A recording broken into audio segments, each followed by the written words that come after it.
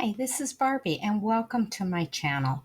Today we are making card number 4 from my June Stamp of the Month kit.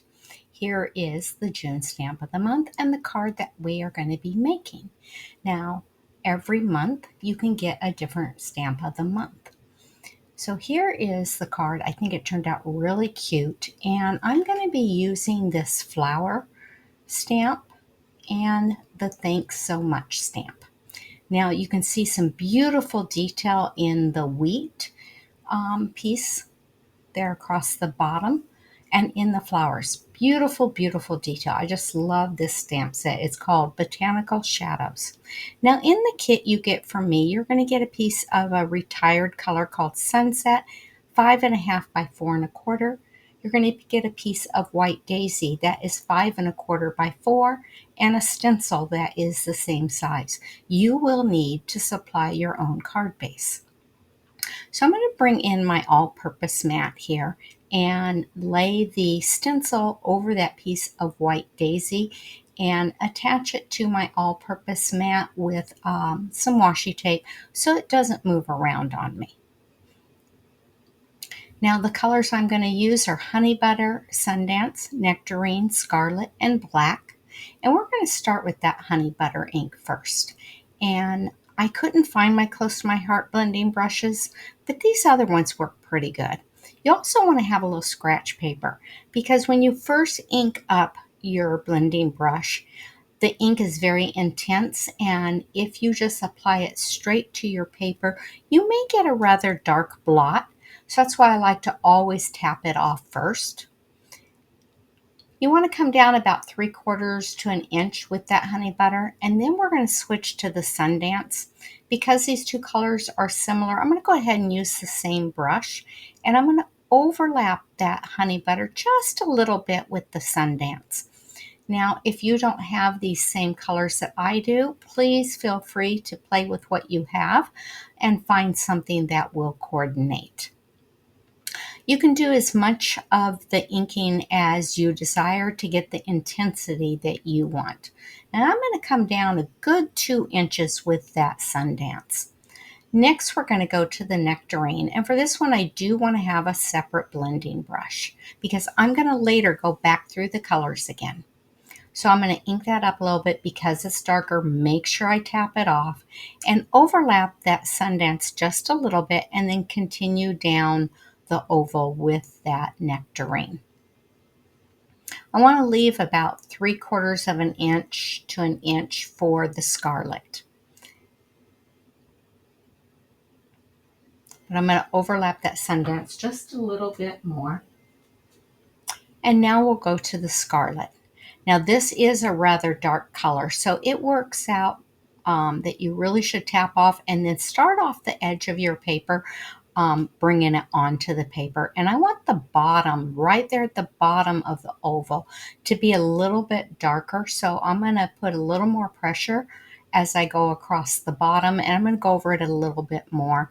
And then just continue up, overlapping into that Nectarine a little bit until I get the color and the intensity that I want. Like I said, you can do as much or as little as you want. And every time you make this card, it's going to be a little bit different. Just like the sunsets in God's creation are different every night, so will the ones on your cards. So now I'm going to use the Nectarine, and I'm going to go over the area where I already did with the Nectarine, but I'm also going to overlap both the Scarlet and the Sundance. This will help blend them together. Especially with the Scarlet, because the Nectarine is lighter in color, it's really going to help that Scarlet. And I really want more of an orange hue, so I'm going to go all the way down and over the Scarlet with that Nectarine. So now we'll go back to the Sundance. Like I said, we're working backwards through the colors. And I'm going to go over the Sundance area as well as over the Nectarine just a little bit, just to darken this up a tad. I don't need a lot of color, but I do want some. And then we'll go back to the Honey Butter. And I'm going to wipe my brush off since I'm going to a lighter color. And we use the same one for those two.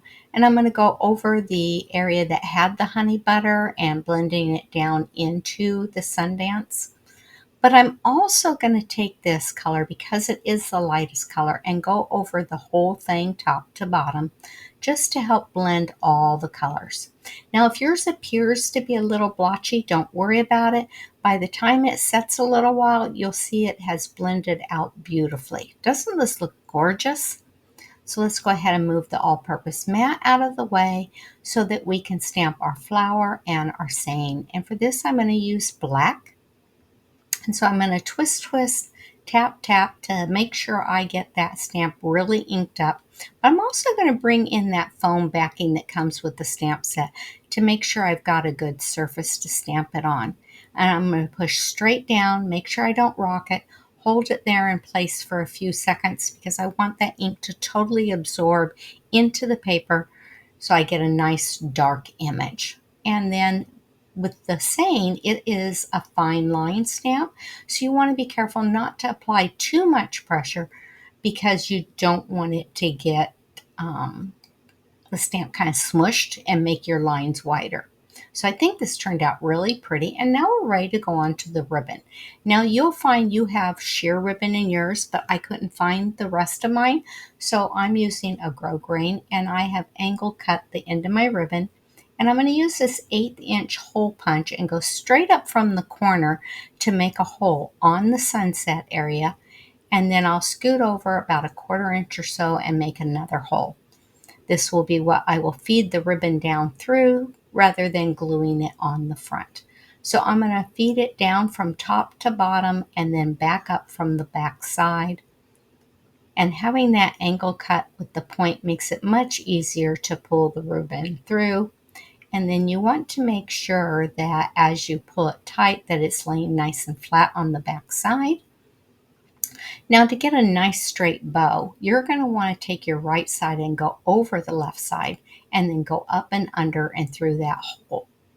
And now we're going to reverse it. We're going to take the left and go over the right and up and under the hole. This will give you a bow that lays nice and straight across.